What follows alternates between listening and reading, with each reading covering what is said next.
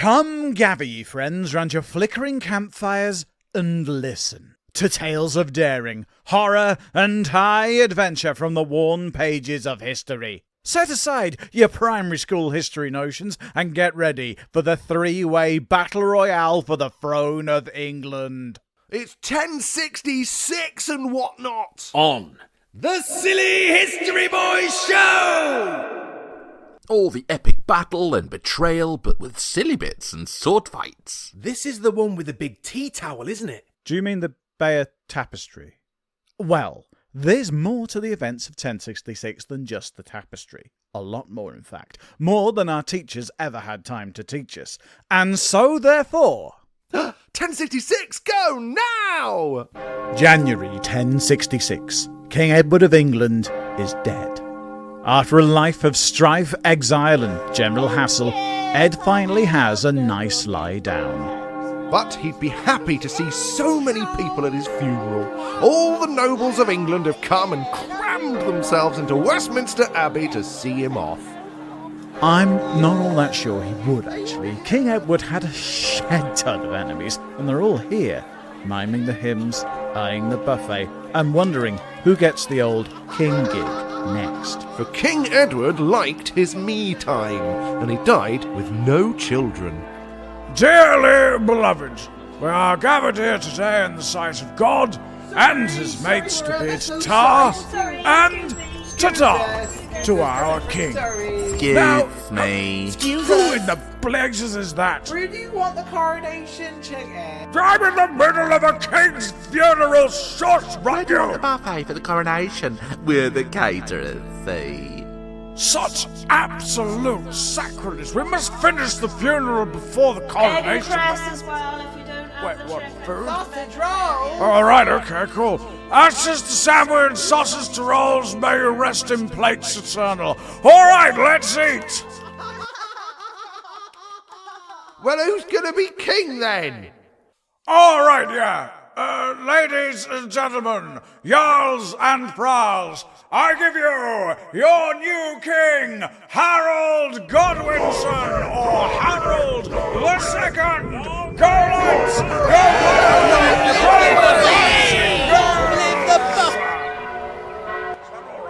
Thank you, subjects. Now, grab your big plates and follow me to the buffet. And with that, the bishop plonks the golden crown onto the golden head of Harold Godwinson, formerly Earl of Wessex, now King of England. Everyone cheers and stampedes to the buffet. Did they have the coronation on the same day as the funeral? Because, that's an idea a Yorkshireman can really get behind. Save a fortune on venue hire. They did indeed. But regardless of the standard of party food, Harold Godwinson's claim to the crown is going to be disputed. You don't say. I saw that big tea towel. This thing gets messy. Yes, all right, quiet. For now, Harold schmoozes the floor with a paper plate sagging under the weight of drumsticks and party rings. Thanks, guys. Who let the grubby peasants in? Well, never mind. I mean, you're my grubby peasants now. You go lather yourselves in trifle, you little scamps. What a great coronation. I haven't a care in the world. I bear a message for the usurper, the forsworn traitor, oathbreaker and villain. A man who lies as a rug. A man so dishonest that he claims not his farts and always leaves the seat down. Me? My wife says she exaggerates. Cool your jets, Bishop. He's talking to me. Speak, Norman, but remember you address King Harold of England. There is no such king. I come from His Holiness the Pope, God's best mate on earth, and from the rightful, promised King of England, Duke William of Normandy. What? I remind you of your holy vow, broken, your promise before God, unkept. If you fear hell, my lord, then you will walk barefoot to course to receive your rightful king, like what you should have done in first place. What vow? Harold, what is this dreadful man talking about? It is a long story. So in the name of God, someone pass me a plate from my own buffet. I'll have a little bit of everything, but not the potato salad. It's gone warm. Can I have a breadstick? Shut up! This is going to take some explaining.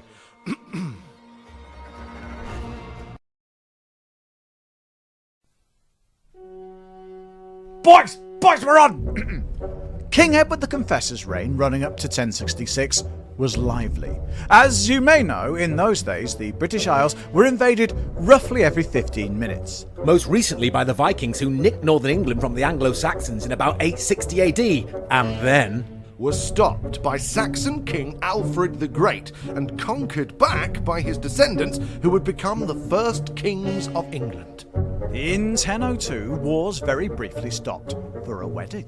King Ethelred the Unready of England married Duchess Emma of Normandy. The crown of England is now connected to the Duchy of Normandy over in France. ooh, second home for the school holidays. Airbnb for the rest of the year, nice. Indeed. Now, back to wars. In 1016, the Viking king Canute invaded England again. They had help from an English noble called Earl Godwin. Canute killed King Ethelred and married his queen, Emma of Normandy. What a Canute! Did Emma mind marrying the guy who'd offed her husband? She doesn't appear to have done. They had 2 kids, so she must have got over it. History people are the worst. One of Canute's children was half a Canute, roughly meaning little Canute. He became king after his dad, then died himself, unexpectedly making Emma of Normandy's remaining son. Remaining son?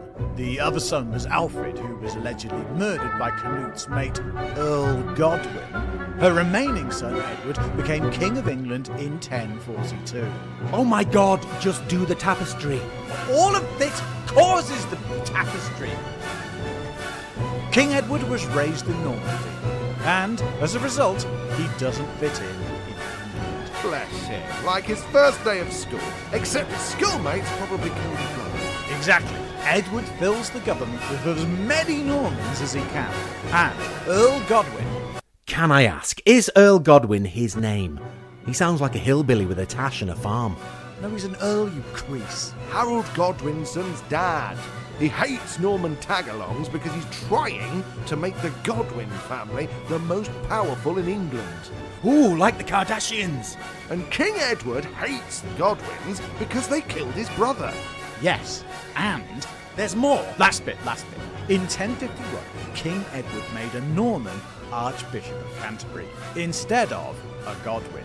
And it all kicked off. There was very nearly a civil war, and as a result, Godwin and his sons were exiled from England until The Godwins came back with an army. They threw all the Normans out and replaced them. But on his way home, the Norman Archbishop of Canterbury kidnapped 2 young Godwins as hostages. No wonder they couldn't be bothered to put it on the tapestry. It was tense between Harold and the king, but thankfully the awkwardness was broken in 1055 with A war. a war. Borodah, you English droogies, it's me, Griffith ap Llewellyn, High King of Wales. I've set Hereford on fire because I've never cared for it. I've killed its earl, and I've slapped his army all over the shop. What are you going to do about it? Up yours, Cloggier! England cowers before a stereotype, so the king reluctantly summons the Godwin brothers.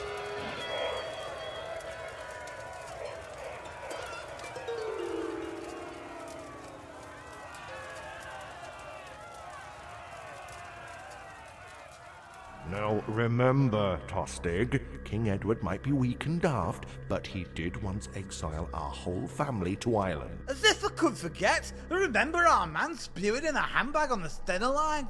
Exactly, so don't trust him and let me do the talking. But brother, what makes you think that he's weak and daft? Because he's called Edward the Confessor.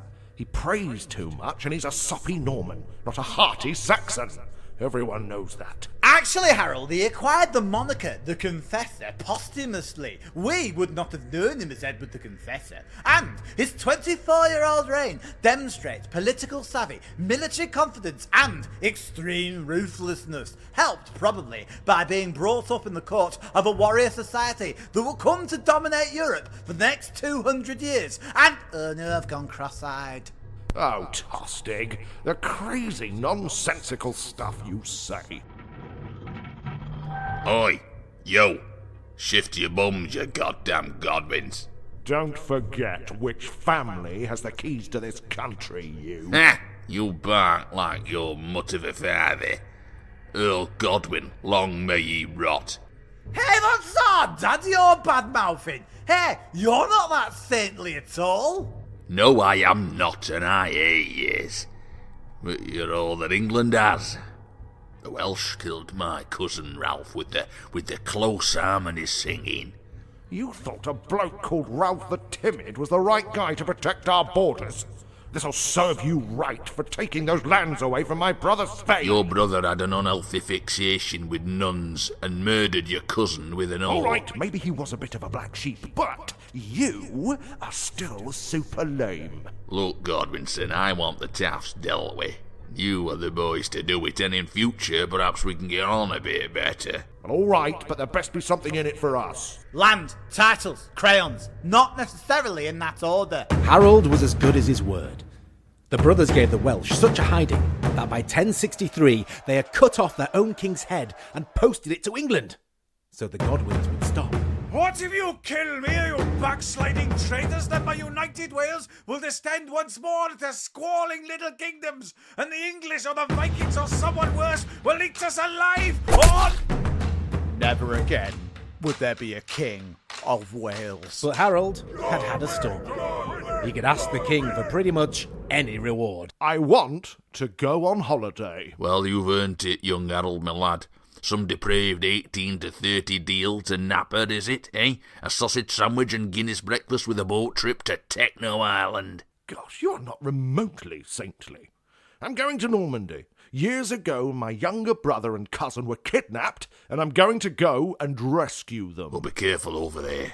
If you think I'm bad, you should meet me cousin. Harold! Harold! Harold the King has made me the Earl of Northumberland. Well, you're gone. I'm going to raise taxes in the north so they can buy more crayons to eat. Tostig, people won't like paying more tax just so you can eat stationery.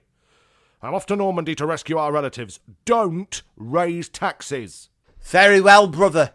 Fare thee well, and good luck on your quest. I want to raise taxes so hard. Now our story moves across the channel to the Duchy of Normandy. And just to confuse matters, the story goes back in time 30 years! Because now we must tell you the tale of the other chap in this story. And if Harold Godwinson is the hero, then this gentleman is the anti-hero. At best. Now, if you think England before 1066 was rough, then by comparison, Normandy was like an unattended soft play area. Absolute carnage! In 1035, a year before Earl Godwin had King Edward's brother murdered, Duke Robert of Normandy went on holiday to Jerusalem. Wow, look at that Jerusalem. I'm gonna go down there and I'm gonna... And died, leaving his 7-year-old son William to rule. This was all kinds of problems. 1. Children are awful and especially bad at ruling countries. 2. Normandy was awful. Even when there was a grown-up in the house, the Normans still fought, poisoned and cut the bits off each other like it was going out of fashion. 3. William's mother was a lady named Helena. Was she a hell of a lady? Yes, but she wasn't a duchess or Robert of Normandy's wife. Oh, she was common? Meaning William was a common-born... He was indeed a common B-word. And even though he was Duke of Normandy, William the B-word is going to have a very tough paper round. Go to sleep, little Jew. Go to sleep, my sweet William. Have a snooze, have a dream, and you'll wake up a bright and Night-night, you dukeness. Night-night. Oh, no! You've got a pointy thing sticking out of you. Oh, hello! I'm a murderer. Oh, no, a murderer? Come here, you little Jew. Who hit me with a metal yo-yo? It's Diablo, actually. I knew those 10 years of circus workshops would finally pay off. Talifer, my loyal fool, you saved me. In this highly fictionalised version, anyway. Come on, you Grace. Out of the window. But it's 100-foot drop. Don't worry, I brought me peg stilts. Now hold on and suspend your disbelief. I'm gonna have so many issues. Yes, William did indeed have one of his tutors murdered in the bed next to him. And as he got older, the murder attempts intensified. Hello? Hello, dearie. Are you happy with your broadband? We're wet. And ladies, can we come in? No, you might be murderers. Oh, we're not. We're just old ladies giving out free game passes. You want a free game pass, little boy? Get that cricket bat ready, Agnes. Well, listener, they're almost certainly murderers. But I've got to risk it. We are murderers. Sucker! William, duck! I'm a duke, actually. Get down! This is no time for dancing, Talifer. Oh, for God. Super complex sword juggling trick. Go! Nice shot! Quick, check the handbags for game passes. No, you dukeness. There might be more of them. Is this the cue for murdering the Duke of Normandy? I've brought some stabby pits. It's no life for a child, is it, listener? Out the window, then. Yep. Ouch!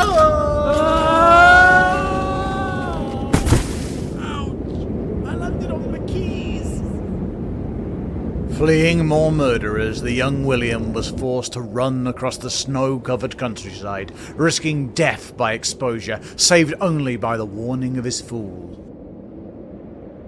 Well, there's a line in a chronicle, so we're running with it. The constant fear of horrible death by cricket bat must have left its mark on young William, Duke of Normandy.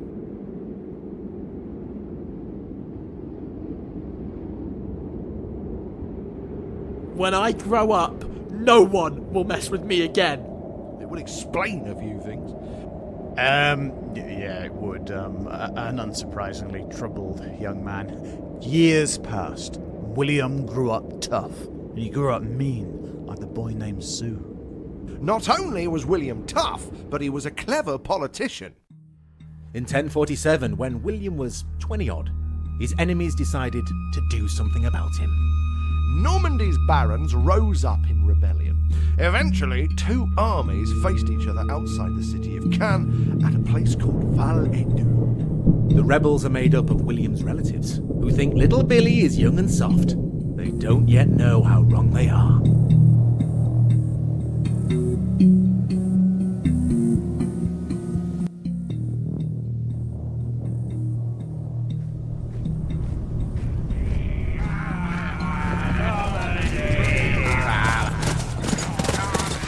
You right, Arcade? Is everyone turned up?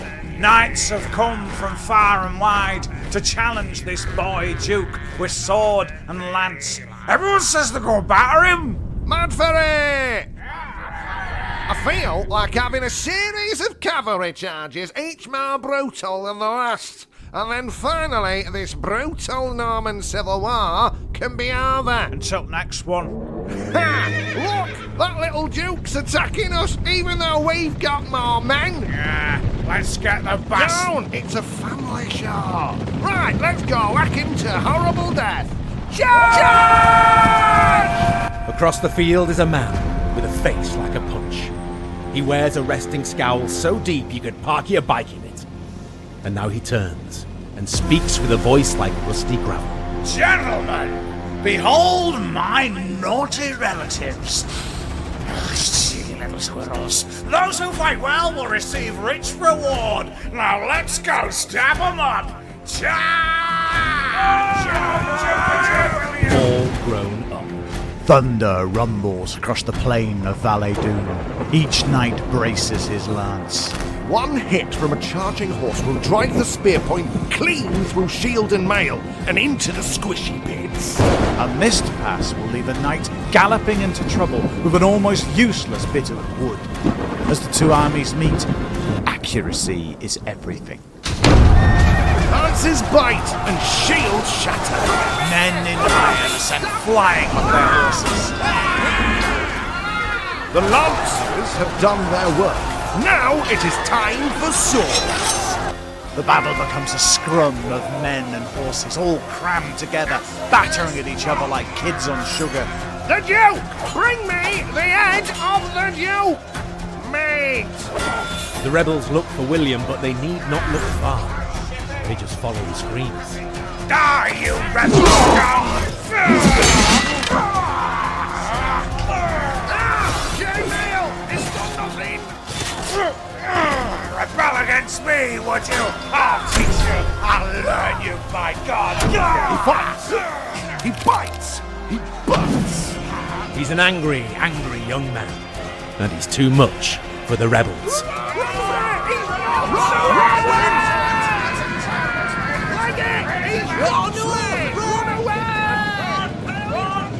I'm 60! Hey! Come back here! I haven't finished chopping you! Come on! I've got loads of issues to work through here! With a sword! No? You're gonna run off? Screaming? Back to ring round! They're retreating into the river, my lord. Oh, the river! How nice! Not really a day for swimming in chainmail, is it? Oh well, get after them, lads. Any that don't drown, throw them back. Oh, wow. I mean, yes, your dukeness. Excuse me. Oh my God, cousin! Oh, cousin Ralph Tesson! Oh my God, give me a little cuddle!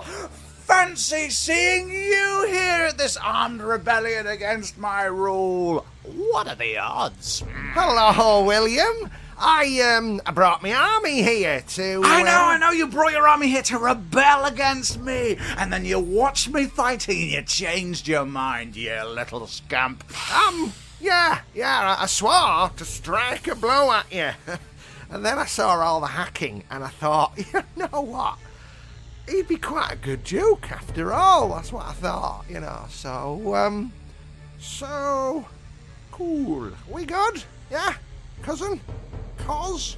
Oh, how interesting. You swore a vow to strike me, did you? Oh, that was punchy of you, cousin. A little bit. Now. A vow is a vow. I will have your service, but I will not have any oath breakers. Come on, sir. Complete your vow. Hit you? Oh, well, I couldn't. Hit me, or I'll take your eyes and your lands and your tongue, so pig.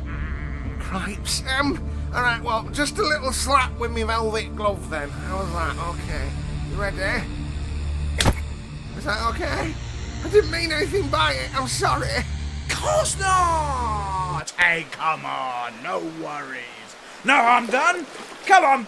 Let's go and watch my enemies, like your former friends, drown in the river and eat our sandwiches. And if you don't look, I'll know.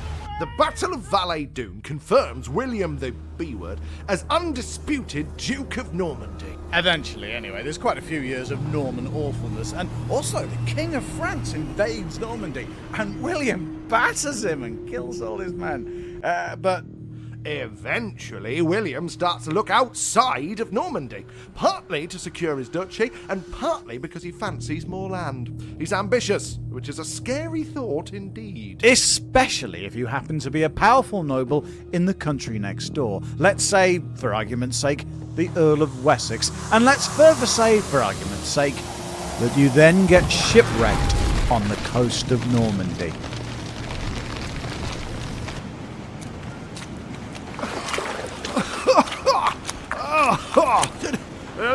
Did anyone get the number of that rock? Oh, shipwrecked. How embarrassing. Seems I'll be negotiating the release of my nephews alone and covered in seaweed. Now, grab him! That's a traditional welcome of the duchy.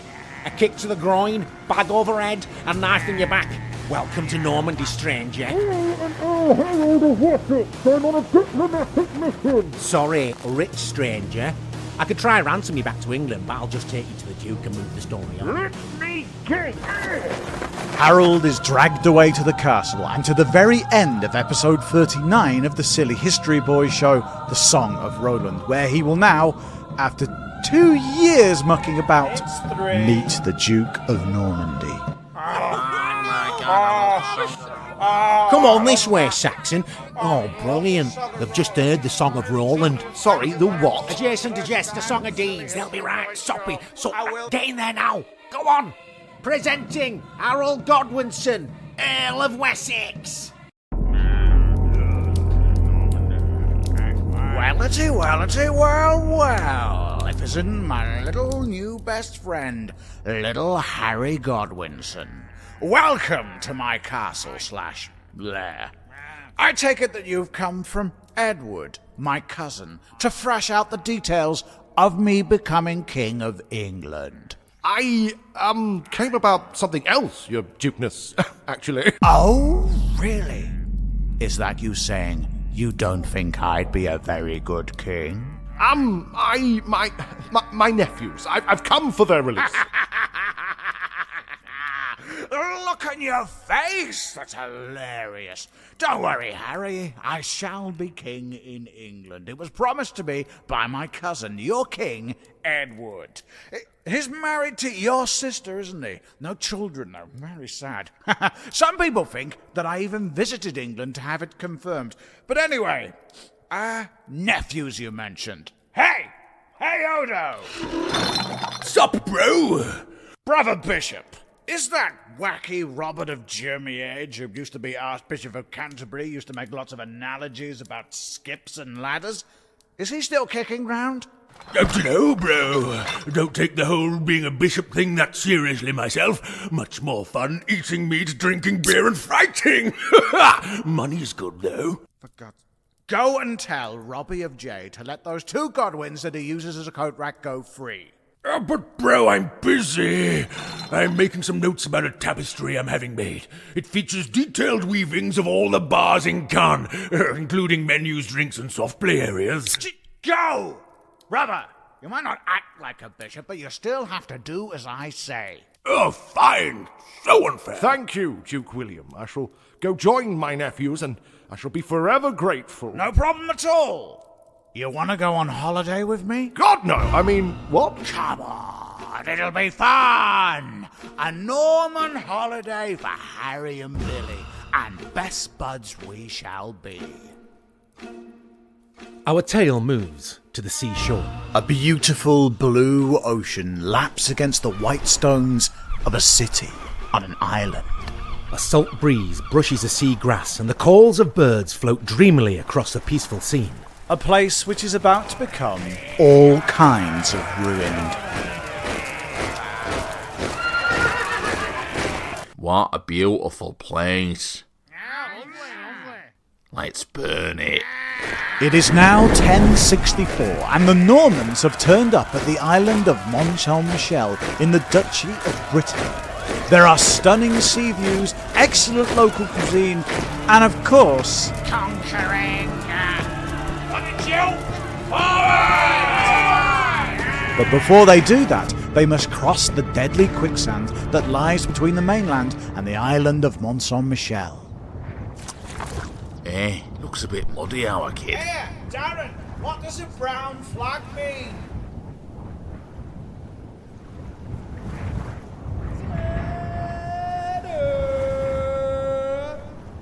What's going on over there?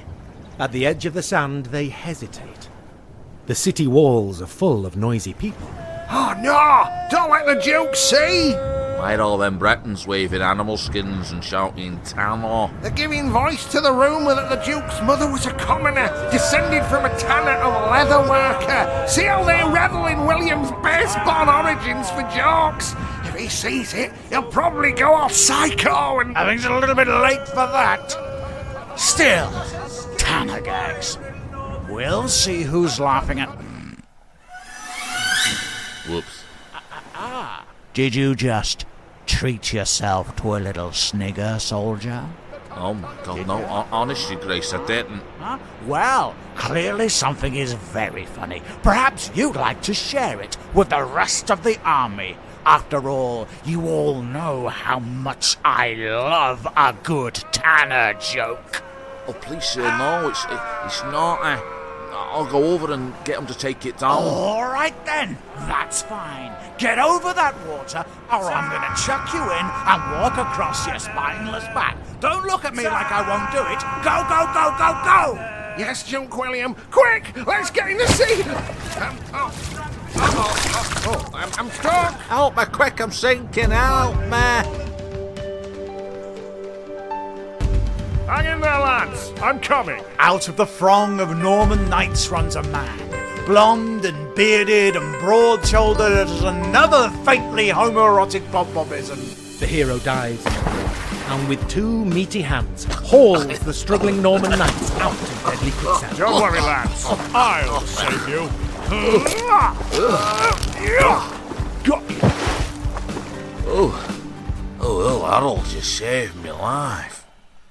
I shall henceforth hold all Saxons in high esteem, and never be mean to them, ever. I certainly wouldn't shoot you in the eye, and cut off your leg. Ha! Okay then. You're welcome, Norman chum. I'd have done the same for any of my own Huskarls. Go and clean yourselves up, you messy little herberts. And I'm only letting you live because the telling of this true incident from history has been heavily embellished. Thank you, you Duke. Now go away! My thanks to you, Harold. I can see that you are a loyal and trustworthy fellow. Just the kind of man that I shall need alongside me when I am King of England. Yeah. Thanks for bringing me on holiday to a war. That's all right. But where are my manners? You have messed yourself saving my men. I've done what? Oh, right, I see, yes. A change of clothes and a hot mead wouldn't go amiss. We'll wait for the tide. Those Breton banter jerks can wait till morning. Tonight, we feast! That night, the Normans make camp. The people of Mont Saint-Michel nervously watch the lights of their campfires on the seashore. Around the biggest fire sits Duke William and his honoured guest, Earl Harold, who, despite being a stranger, is proving quite popular.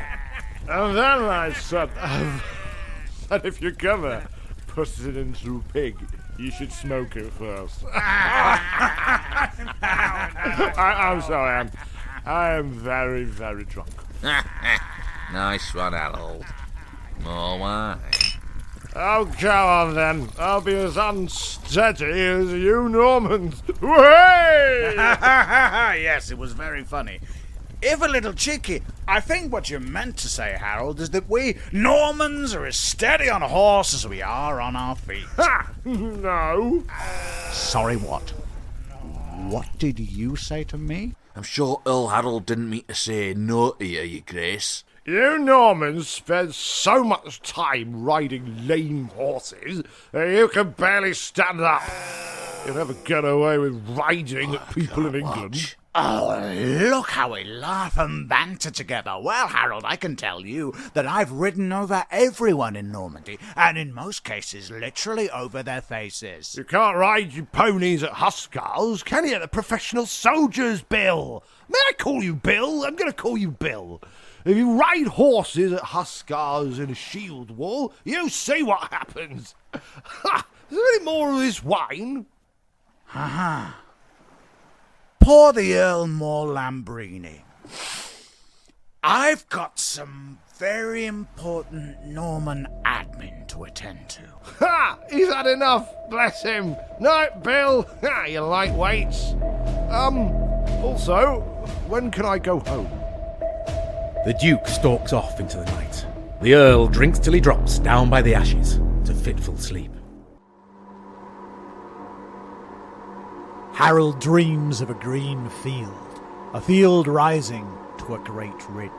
Somehow the Earl knows the field is English, but before his eyes the green summer grass shrivels to yellow winter scrub.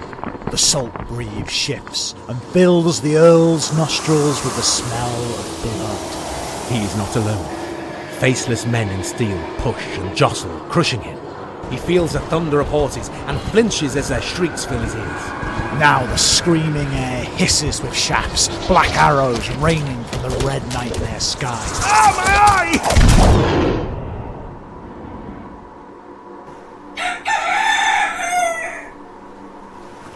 Oh my God. A dream. I feel like Linda Hamilton in Terminator 2. I am never eating seafood ever again. What is that smell? Morning, Harry. You need an hand. What? What is... Oh my... Oh! Really dear for comedians. Those Bretons didn't find Duke William's comeback very funny either. Is that... Yeah, mate. A big pile of hands and feet. The joke led us over the wall at dawn while you were asleep. He gathered up all the people he'd been laughing at his man being a tanner and gave their comedy some deconstructive feedback. He cut their hands and feet off? Yeah, it were well funny. I suppose they didn't like it, but it were harmless enough fun. Nothing. Oh well, they didn't laugh either. I suppose you had to be there. Okay, see you later, man. Oh my... The Duke's war in Brittany comes to an end. Did he really cut everyone in Brittany's feet off? No, silly. Phew. He did do that to another city elsewhere in Maine, but we moved it here so we could do Harold rescuing the 2 Norman knights from the quicksand, which also did happen. And yes, it was in the Tapestry. As is this next bit. And it's important. Upon their return from Brittany, Earl Harold is led deep down into the bowels of the Con Cathedral, to a vast chamber, dimly lit with flickering torches. At its centre, in a pool of light, is a great casket, surrounded by foreboding shadows. And out of these shadows steps William of Normandy. Oh, hi, Harold. I was just lurking in the dark. Fancy seeing you here. Tell me, Harold, completely randomly, do you hunt? I suppose you do. I bet you've got the best doggies as well. Well-bred. Born to the chase. Yeah, born to it you were. And the rank and all the power, and you carry it so easily. I bet you look funny at me. What am I? A mongrel. A yard dog who fought for scraps. But I can tell you, Harry, my old friend, every scrap I won. Everything I have, I earned. Ha! Can you say the same, my friend? Are we still talking about dogs? Not really, no, but your men follow you as loyally as dogs. When I am King of England, Harry, I will need men like you. Loyal men. Can I count on you, buddy? Well, I've never let you down. No, you have not. In fact, since you washed up here, you've been the perfect guest. I know you didn't have much choice in that matter, but you risked your life for my men. So, I think you're worth it. Put your hand on the box, mate. What's in the box? Oh, nothing. Just the bones of saints, Harry. Now put your hand on the box like a good boy and repeat after me. I, Harold Godwinson, swear before holy God and his mates that I am your man. Harold reaches for the box and stops, and in the dark behind him, Ignore the men in the shadows with knives. Just put your hand on the box, Harold, and swear. They are very sharp knives, mind you. I am your man. oh no! So Harold did promise to help William be king. Well, the Normans say he did, but then the Normans say a lot of stuff. He may well have just done it to get out of Normandy. When Harold did get back to England, all was not well. Honey, I'm home! Is it a bank holiday? There's a lot of fire and screaming outside. Harold, thank God, it's carnage. The northern lords are marching on the capital. Well, apparently some headstrong, good-looking man raised taxes and stirred up the north. Was it you, Tostig? It was, yes, but it had a good reason. Me and King Edward are friends now, and the north pays much less tax than the south, and it's full of people who used to be Vikings, And See, he's lovely, our Tostig. He's very funny. The stuff he can fit up his nose. Crayons, and not the usual ones either, the big thick ones for toddlers. Scratch my brain with one. oh, yeah, that's pretty funny, but all of England is at stake. Oi! Oi, you there! The men of the North demand a change of management. Aye, no more southern idiots. We want proper northern idiots to rule us. Shut up, you dope! We will not have Tostig Godwinson as our lord. Let us pick our own ruler. And by that we mean... Aye, obviously us, like us. Let us be in charge. Are we? Boo, Tostig. Boo, Tostig! Well, gentlemen, I'm afraid there is only one solution. A campaign of fire and violence to bring North to heel. Thousands will die, and England will be divided, but at least we will have me, cuddly Tostig, in a position of wealth and power. Hooray, Tostig!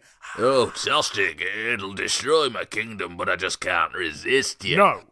Brother, I'm sorry, but this is all on you.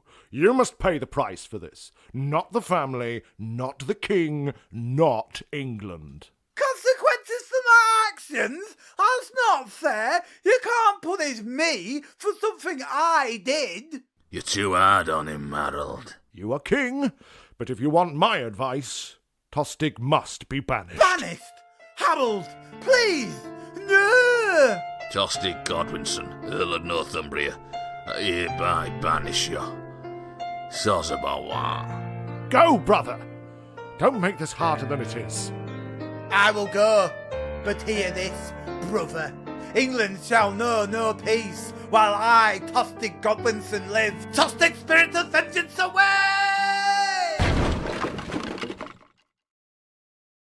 Did you hear that, you Nordic Yorkshire Geordie pests? Go! The North is satisfied. Let us celebrate with the adding of gravy to gravy. Oh, great Christmas dinner! Thank you, Harold. Don't thank me, sire. I've betrayed my own brother. What would father say of this? Your father was a selfish rat of a git. You've behaved like a king this day. You put England before your own. If I have no kids, then the throne could have no better bum to sit on than yours. King Harold? Well, I like that, sire. I like that a lot. Now that is not on the tapestry. It is not, but lots of Saxon/English sources insist that King Edward wanted Harold to be king and not his cousin William. I suppose they would say that. But you have to be related to the king to get the gig. Oh, actually, Uncle Bilbo, that's not right. I'm such a clever narrator. That's you. That's what you sound like. That was very hurtful, and yes. In Anglo-Saxon England, kings were voted in by the Witan, a council of English nobles. Now, let's think about it. Is the Witan more likely to vote a Norman king or an English one? When Edward dies, there's going to be all kinds of trouble. There sure is, Peabody. There sure is. The king is dead! Long live King Harold G! Thank you! Thank you very, very much. Hit the buffer, you guys. I want you to enjoy this day before anything happens. Once more, King Harold cruises the party like the homecoming queen/king. But his eyes flick to the door, expecting at any moment something awful. And now we know why. He has earned this crown, but he knows that it must be paid for. And then, inevitably... Hello, husband. Or should I say, king husband. Is your coronation all you expected? Bit tame right now, but I expect it'll, liven up. At least you get a crown out of it. The schools are off, and I'm not going to be queen. Edith Swanneck, even if you can't be Queen of England, you'll always be queen of my heart.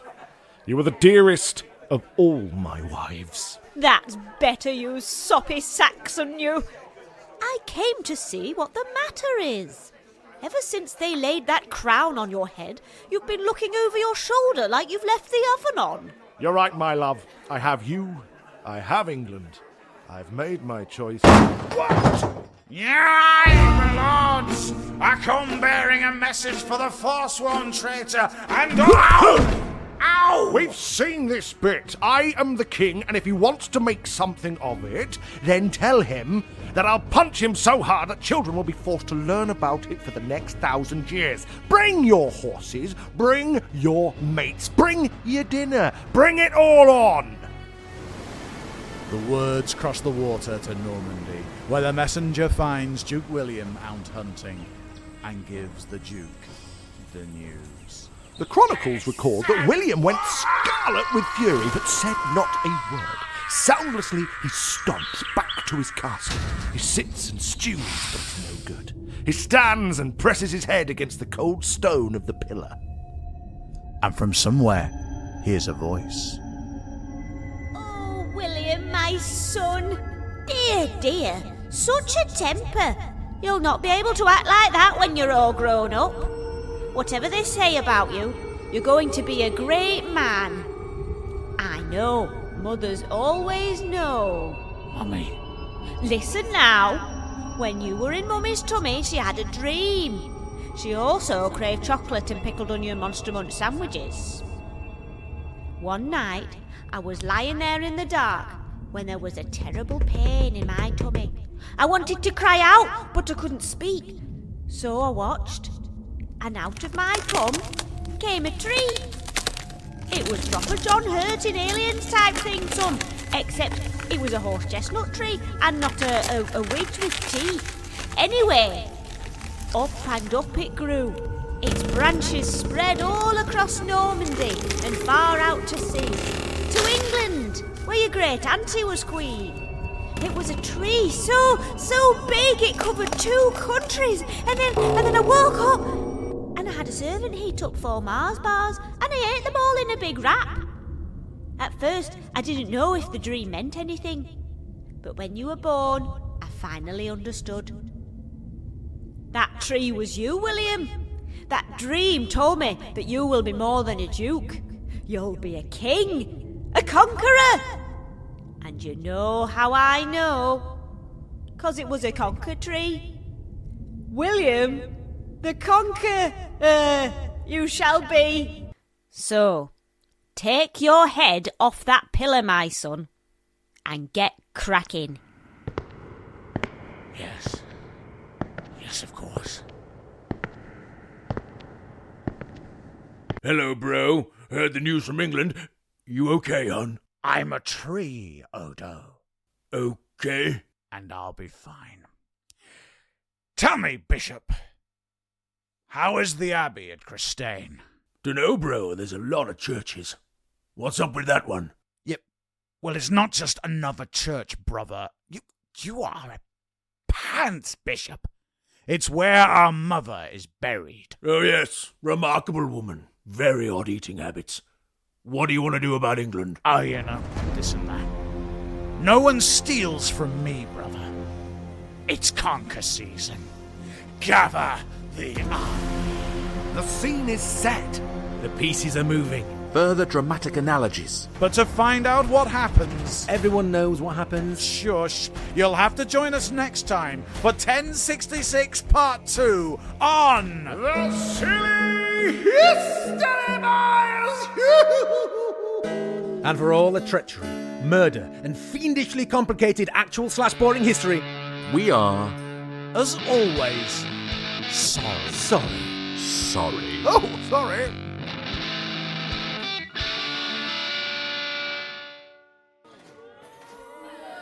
When Harry Met Billy, Part 1 of 1066, or Episode 115 of the Silly History Boys show, was eventually written and produced by the Silly History Boys. Well, here we are, everyone. I can't believe we got there in the end. But who was in it? I'll tell you. First cab off the rank, a caterer, a peasant, Edwin, the very northern Earl of Northumbria, should be a clue, a murderer, a crone, various Normans, and William the Conqueror's half-brother Odo, a fella who likes tapestry spoilers, were all given voice by the magnificent Will Uncle Bilbo Tristram. The dramatic roles of Edward the Confessor. He wasn't that pious at all, was he? He was a bit of a rough mank of a king, wasn't he? Talitha, the Duke's cheerful jester, who sounds a little bit like Tom Fool, and many of you who have seen our live show may have battered Talitha into the ground with pipe lagging. Obviously a murderous old woman. He's so good at them. A caterer and some more horrible Normans were all given voice by Tom Fool Fermor. Cheers, Tom. The role of a sweet, caring steward who gets stabbed in bed. Various horrible Normans, some more peasants, and some more Saxons, and King Harold II of England, known to us all as Harold Godwinson, or Sweet Harry G to his friends, were given voice by Stu, the Pear Bear Perry.